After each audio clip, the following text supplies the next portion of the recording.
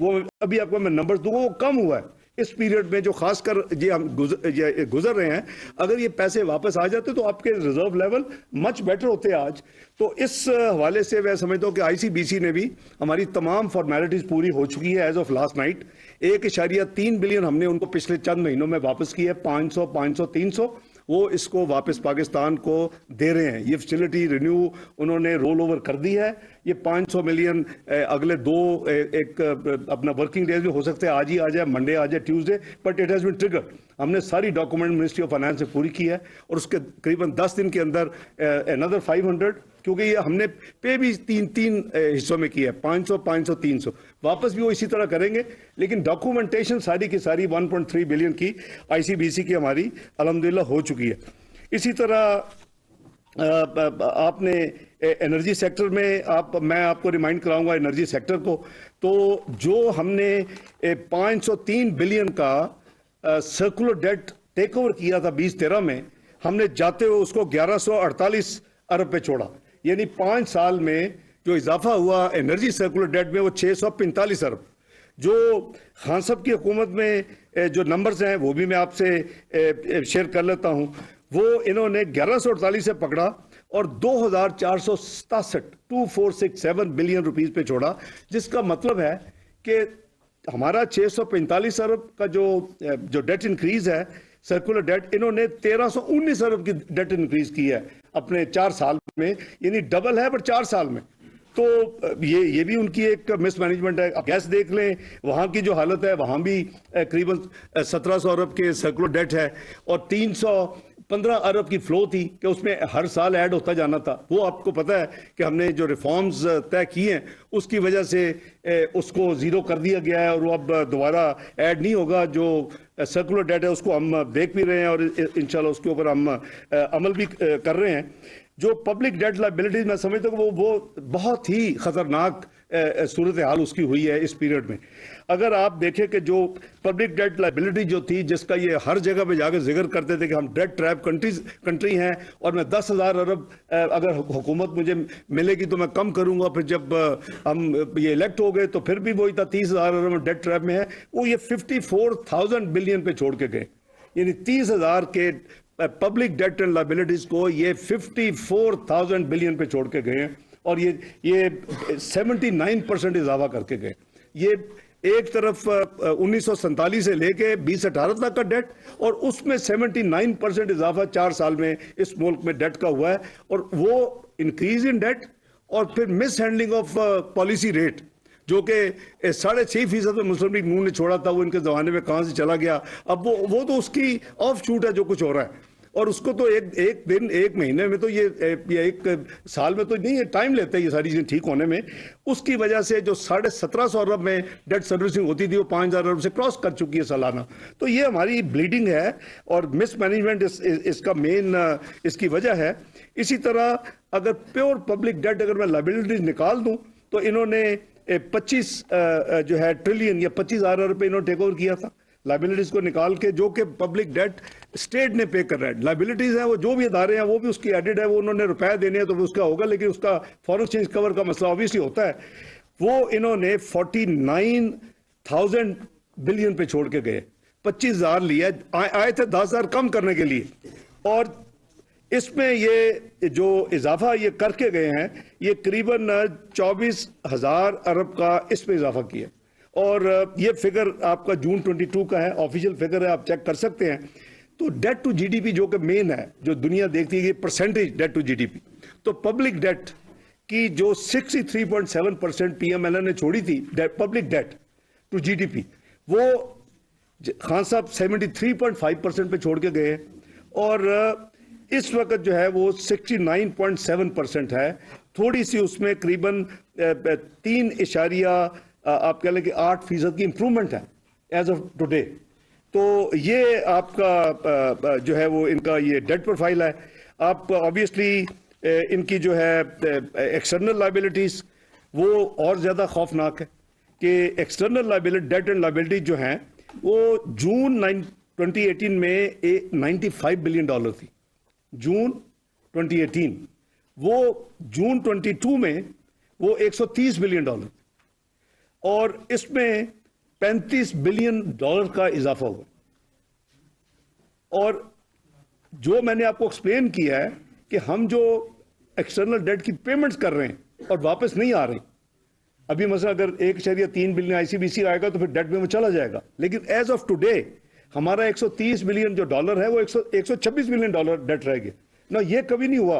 अगर ये मसलन इंक्रीज करंट अकाउंट डेफिसिट तो इंक्रीज होता ही होता है ना जी। करंट अकाउंट डेफिसिट, आप लायबिलिटीज अगर फैसिलिटी है अपना रिन्यू हो जाए, रोल ओवर हो जाए, आपने पैसे लिए जैसे चाइना ने लिए पे वापस कर रहे हैं, हमें दोबारा फैसिलिटी दे रहे हैं, लेकिन करंट अकाउंट डेफिसिट तो आपका अपना ऐड होता है आपके डेट में। उसके बावजूद हमारा 4 बिलियन जो है वो external debt as of December 2022 उसमें कमी आई है।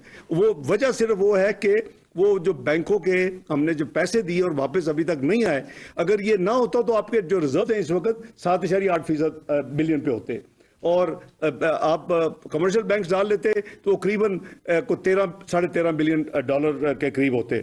तो मैं ये सारी चीज़ें इसलिए कर रहा हूँ कि मैंने कहा ये तो मैं नंबर्स आपको रिमाइंड करा दूँ।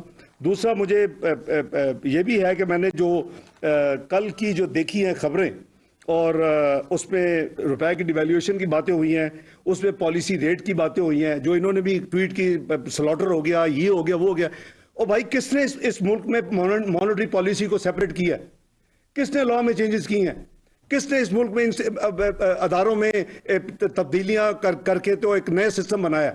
मिनिस्ट्री ऑफ फाइनेंस फिस्कल जो है साइड की रिस्पॉन्सिबल है, और वो अल्लाह के फल से ये पहली दफा है कि एक सप्लीमेंट्री बजट आया, लेकिन टैक्सेस के जो हदफ है उसकी वजह से नहीं आया, वो एनर्जी डेट की वजह से आया कि एनर्जी डेट का जो फर्क था जो 855 अरब का, उसकी वजह से 170 के टैक्सेस लगे। इसलिए नहीं लगे कि एफबीआर अपने हदफ को पूरा नहीं कर सकेगा।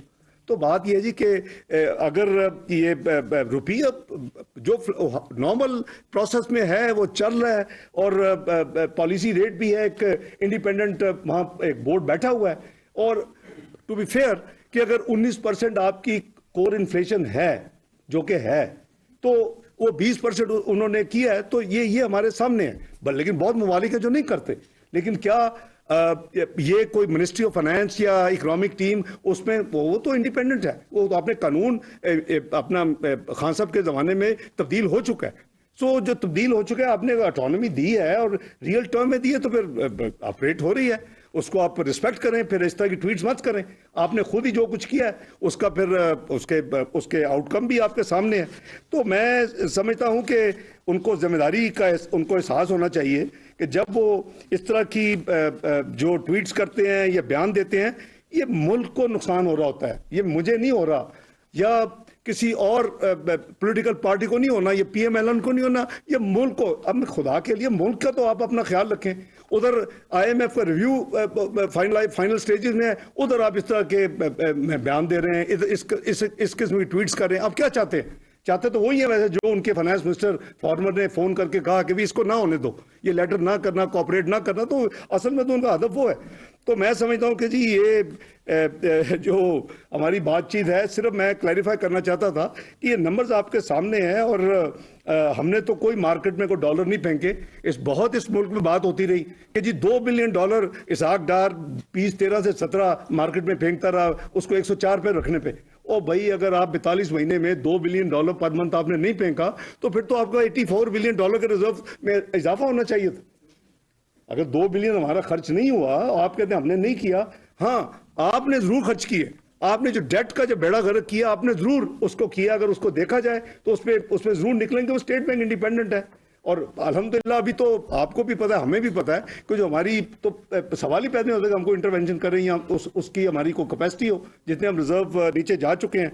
तो ये कुछ जो चीज़ें थी, मैंने कहा कि मैं आपसे ये ज़रा शेयर भी कर लूँ अपना। और डिफ़ॉल्ट का मैं दोबारा रिट्रेट करूँगा कि काइंडली ये जो बात है जी कि डिफ़ॉल्ट ही हम बंद कर दें। कोई डिफ़ॉल्ट ना पाकिस्तान ने किया, ना इंशाल्लाह होगा। ये अल्लाह ताला ने, मैं आगे भी कहा था, उसको डिफरेंट ट्विस्ट दी गई। पता नहीं मेरी बात क्यों इतनी चुभती है। ओ भाई, अगर हम मुसलमान हैं तो कह रहा हमारा ईमान नहीं है कि अल्लाह ताला ने ये मुल्क बनाया था, अल्लाह ताला ने इसको बचाना है, अल्लाह ताला ने इसकी तरक्की करनी, वो भी हजम नहीं होती। उस पर भी जो एक कल्ट है वो शुरू हो जाती है, लो जी अल्लाह ताला ने छोड़ देता, तौबा नौज भी लो, अल्लाह ताला भी छोड़ना है भाई, आप जो मर्जी कर ले, होना वही है जो अल्लाह ताला ने करना। तो मैं समझता हूं जी कि ये कहना कि कोई, मैं कुछ जगह पे देखा जी, नो, इनका रोड मैप नहीं है, इनके पास पॉलिसी, और भाई सब कुछ है, लेकिन क्या मैं उसका इश्तिहार छिपाऊंगा अखबारों में, या मेरी टीम जाके उसको बांटे, इश्तिहार बांटे? हमारे पास सब कुछ है, हमारी गवर्नमेंट है, ये शहबाज शरीफ साहब प्राइम मिनिस्टर और जो हमारी कोलिशन गवर्नमेंट है उससे हर चीज तैयार है। वी विल टेक इंशाल्लाह पाकिस्तान को आउट ऑफ दिस क्वागमायर। आपने इस मुल्क को कोई कसर नहीं छोड़ी कि ये डिफॉल्ट करे, आपने कोई कसर नहीं छोड़ी कि मुल्क जो है वो खुदा न खास्ता तबाह हो जाए, और फिर आपको आपने पूरी कोशिश की कि ये ना हो, वो ना हो, IMF ना हो, ताकि वो वक्त आए जो आप सोचते हैं। आप पैटी सियासत के लिए मुल्क को कुर्बान करना आपके लिए मुश्किल ही कोई नहीं। तो हम तो अल्लाह माफ करे कभी सोच भी नहीं सकते, हर चीज अपने मुल्क में कुर्बान है और जान भी कुर्बान है। और मैं समझता हूं कि ये जो साथी कहते हैं बैठ के उसमें टेलीविजन पे रोड मैप भी है, पॉलिसी भी है, लेकिन ये पब्लिक ये अखबार में इश्तिहार नहीं दिया जा सकता। और उसकी आपको ये क्या, ये रोड मैप पॉलिसी नहीं है कि अभी तक डिफॉल्ट नहीं हुआ, हर बंदे ने कह दिया कि डिफॉल्ट होगा, तो कैसे बच गया भाई? कुछ कर रहे हैं ना, मैनेज कर रही है पूरी टीम, मैनेज कर रही है, मिलकर कर रहे हैं, बचा रहे हैं अल्लाह के फल से। कोई एक आप मुझे एक पेमेंट दिखा दें कि जो ग्लोबल मल्टीलैटरल या बायोलैटरल ड्यू हो तो हमने पे ना की हो, हर पेमेंट की है, हर लायबिलिटी पे कर रहे हैं। तो आपने पेट पे पत्थर बांधा हुआ है, अपनी एलसीज जो गैर जरूरी है उसको नहीं, स्टेट बैंक उसको प्रायोरिटी में सबसे नीचे रखा हो तो ठीक रखा हुआ है भाई। अगर देखें हमारा जो ये मसला है, हम जो एक्सटर्नल अकाउंट जो है ना, वो मैं जैसे कहा था कि एक हमारा बजट डेफिसिट है वो मैनेजेबल है, वो ठीक है क्योंकि वो आपकी अपनी करेंसी है। जो हमारा एक्सटर्नल है हमें उतना खर्च करना चाहिए जितना हमारे रिसोर्सेज हैं, इसको हमें मैनेज करना पड़ेगा, वरना हम ब्लैकमेल होंगे। और ये इसकी जो है अशद जरूरत है। और काश के 5 साल पहले मेरी बात सुन ली जाती इस मुल्क में, और मैं जो कहता था कि उतना हम खर्च करें जितना हम अफोर्ड कर सकते हैं, तो आज पाकिस्तान यहां नहीं खड़ा होता। मैं किसी से डिबेट करने के लिए तैयार हूं, मेरे साथ आ जाए जो जिन्होंने मेरी बात नहीं मानी। हमने वो खर्च किया जो हम अफोर्ड नहीं कर सकते थे, आज हम इसीलिए दर बदर होकर अपने फॉरेन एक्सचेंज को ढूंढ रहे हैं। मैं मशकूर हूं कि जो अदारे हैं उनकी जो लीडरशिप है, they are fully cooperating now. They believe के पाकिस्तान को हमने सेल्फ रिलायंट बनाना है, दे बिलीव कि हमने वही खर्च करना जो हम अफोर्ड कर सकते हैं। मैं उनको कॉम्प्लीमेंट करता हूं। मैं प्राइम मिनिस्टर के जो कंजर्वेशन मेजर्स हैं, जो उनके ऑस्टेरिटी मेजर, मैं उसको भी मैं अप्रिशिएट करता हूं, सलाम पेश। देखिए कौमें इसी तरह बनती हैं, हम सब ने अगर अपना अपना हिस्सा डालेंगे तो पाकिस्तान इंशाल्लाह ना सिर्फ उस क्वागमार से निकल जाएगा। क्या यही पाकिस्तान नहीं था जो 24वीं मैशत था दुनिया की? क्या कैसे ये 47वीं मैशत बन गया एक कलील 4 साल के अरसे में? क्यों?